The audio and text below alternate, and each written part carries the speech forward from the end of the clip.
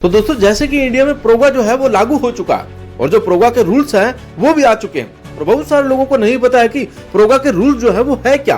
और प्रोगा मतलब promotion regulation of online gaming act, जो कि 1 मई से इंडिया के अंदर लागू हो चुका है। मतलब कोई भी ऐसा गेम जो मनी रिलेटेड गेम है या और भी दोस्तों जो गेम है जो गैम्बलिंग में आते हैं वो सब गेम नहीं चल पाएंगे इंडिया के अंदर। लेकिन प्रोगा के रूल्स क्या है और क्या फ्यूचर में फैंसी वापसी करेगा या नहीं करेगा, क्योंकि दोस्तों जो प्रोगा के रूल्स है ना उसके हिसाब से अभी नहीं तो कुछ टाइम बाद में फैंसी भी जो है वापसी कर सकता है।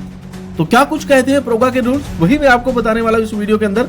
गवर्नमेंट ने दोस्तों 6 रूल्स दिखाए हैं प्रोगा के अंदर, तो वो 6 रूल्स मैं आपको डिफाइन करूंगा क्या रूल्स है प्रोगा एक्ट के अंदर। तो दोस्तों सबसे पहले मेरी रिक्वेस्ट है दोस्तों आप चैनल को सब्सक्राइब करके वीडियो को लाइक कर लीजिएगा और मेरे टेलीग्राम से आप जुड़ जाएगा, जिसका लिंक मैंने डिस्क्रिप्शन में और कमेंट बॉक्स में सबसे ऊपर दिया हुआ है, क्योंकि वहां पर दोस्तों आपको कोई भी न्यूज या कोई भी अपडेट आती है तो सबसे पहले टेलीग्राम पे मिल जाती है। और दोस्तों वहां पर आपको फ्री टू प्ले या दोस्तों जिस भी ऐप में आप फ्री टू प्ले अच्छा खेल सकते हैं वो सब कुछ मैं आपको अपडेट करता हूं। तो टेलीग्राम पे आप जरूर जुड़ जाएगा, वहां पे सारी लेटेस्ट अपडेट आपको मिल जाएगी। सुप्रीम कोर्ट में क्या चल रहा है, गवर्नमेंट क्या कर रही है, वो सब कुछ आपको टेलीग्राम पे सबसे पहले पता चल जाएगा, वहां से जरूर जुड़ जाएगा। अब दोस्तों हम प्रोगा के रूल्स नंबर 1 की बात करें तो रूल्स नंबर 1 का तो दोस्तों टाइटल है मेनली वही है, online gaming authority of India unified digital first regulator. दोस्तों इसका मतलब क्या है कि जितने भी इंडिया के अंदर गेम्स चलेंगे वो सब online gaming authority of India के अंदर आएंगे। अब एक अथॉरिटी बनाई गई है OGAI, जिसके अंदर दोस्तों जो जितने भी गेम्स होंगे, चाहे वो ई स्पोर्ट्स गेम हो, चाहे वो सोशल गेमिंग हो, चाहे वो मनी रिलेटेड गेम हो, उन सबको दोस्तों जो रेगुलेट करेगी वो online gaming authority of India करेगी। सबसे पहला रूल दोस्तों प्रोगा का यही है। उसके बाद में दोस्तों सेकंड नंबर का जो दोस्तों रूल है वो determination of on online games. इसका मतलब दोस्तों साफ है दोस्तों की डिटर्मिनेशन करना है कि कौन कौन से गेम कौन कौन सी कैटेगरीज में आते हैं। मैंने आपको दोस्तों वहां पर बताया था कि 3 कैटेगरीज ऑलरेडी गवर्नमेंट ने डिसाइड कर दी है। फर्स्ट है ई स्पोर्ट्स, सेकंड है online social games and third है ऑनलाइन मनी रिलेटेड गेम।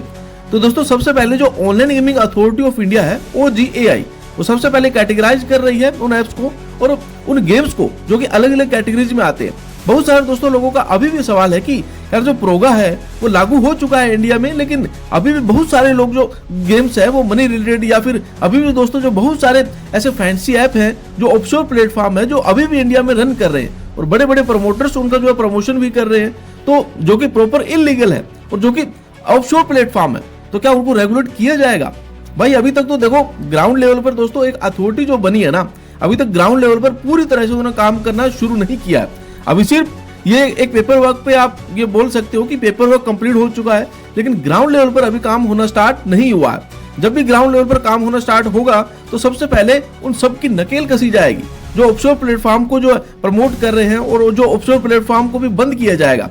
अब वो जैसे भी करे दोस्तों, गवर्नमेंट देखो यार बाहर के प्लेटफॉर्म से ना उनको प्रॉपर रेगुलेट नहीं किया जा सकता है, लेकिन उनको बंद कर सकते हैं। जस्ट लाइक जैसे कि टिकटॉक इंडिया में नहीं खुलता है, तो ऐसे ही दोस्तों वो एप्स भी इंडिया में नहीं खोलेंगे, तो इन सब से दूर रहिएगा।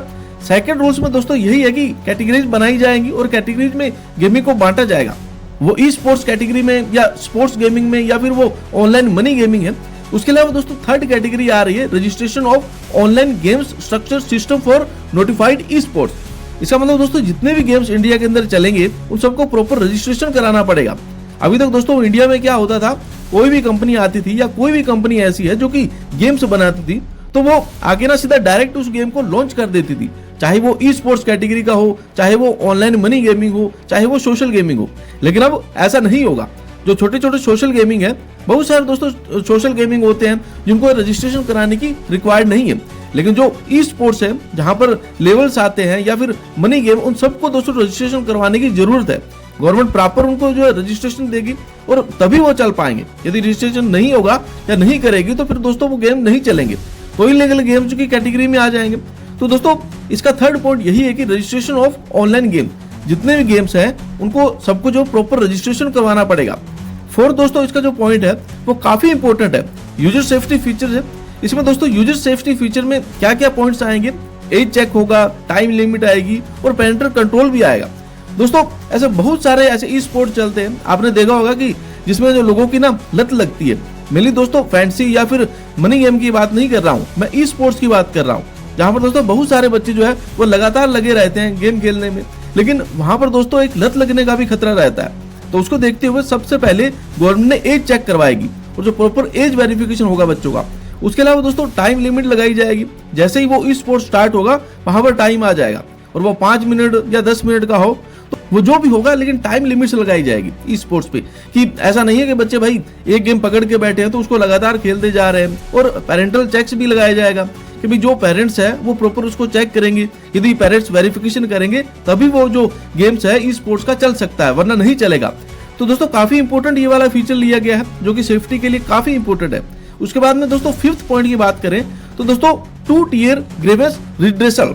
अब इसका मतलब दोस्तों साफ है कि कोई भी गेम यदि चीटिंग करता है या फिर कोई भी गेम यूजर्स के साथ में कुछ भी किसी भी तरीके का फ्रॉड करता है, तो गवर्नमेंट ने बोला है कि पहले यूजर्स उस जो गेमिंग अथॉरिटी या फिर जो गेम जो चल रही है उस कंपनी उसको रिपोर्ट करेगा।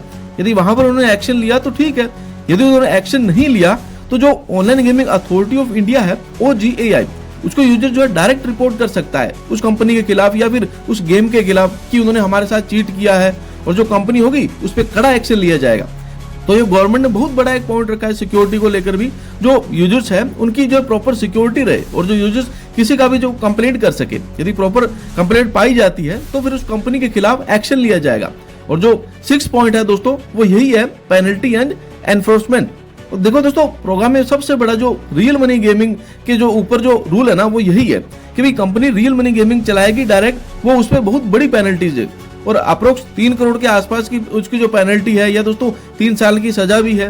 और साथ में दोस्तों जो प्रमोशन करेगा उसके ऊपर भी आई थिंक 1 करोड़ या 50 लाख के ऊपर की पेनल्टीज है, और 1 या 2 साल की सजा भी है। तो दोस्तों जो भी अनऑथोराइज गेम चलाएगा उसको प्रॉपर पेनल्टीज लगेगी, उसको सजा भी मिलेगी और उसको जुर्माना भी भरना पड़ेगा। तो दोस्तों ये कुछ 6 पॉइंट्स हैं mainly online gaming authority of India के अंदर। अब दोस्तों बात करें, देखो इसमें जो स्टार्टिंग में एक 2nd पॉइंट मैंने आपको बताया था जो कैटेगराइज होगा, वहां पर दोस्तों एक पॉइंट जो है रियल मनी गेमिंग का भी रखा गया है। ई स्पोर्ट्स, सोशल गेमिंग और रियल मनी गेमिंग को भी कैटेगराइज किया जाएगा, अभी नहीं तो दोस्तों फ्यूचर में हो सकता है आपको फैंसी की जो वापसी होते हुए दिखे, क्योंकि दोस्तों फैंसी एक स्किल बेस्ड गेम है, सुप्रीम कोर्ट ऑलरेडी इसको मान चुकी थी। और अभी दोस्तों आप किसी भी ऑफशोर प्लेटफॉर्म पे खेल रहे हैं तो दूरी बनाकर रखो, बिल्कुल भी मत खेलो, फ्री टू प्ले खेल सकते हो, क्योंकि फैंसी जो है रियल मनी गेमिंग में यदि खेला जा रहा है तो इलीगल है।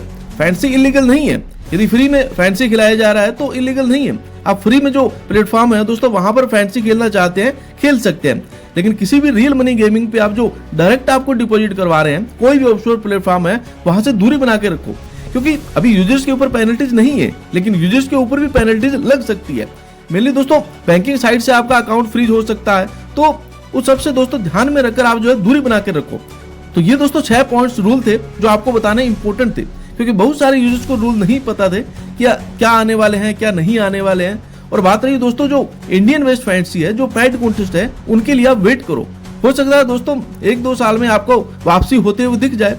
पहले सारी चीजें रेगुलेट होंगी, उसके बाद में दोस्तों कुछ ना कुछ हो सकता है, तो वो हम देखेंगे। और सुप्रीम कोर्ट में भी हमारी नजर बनी हुई है। फिलहाल प्रोगा की इन 6 रूल्स को लेकर के आपकी क्या राय है? क्या हमें कुछ इसमें चेंजेस होने चाहिए या फिर नहीं होने चाहिए? हमें कमेंट करके जरूर बताएं।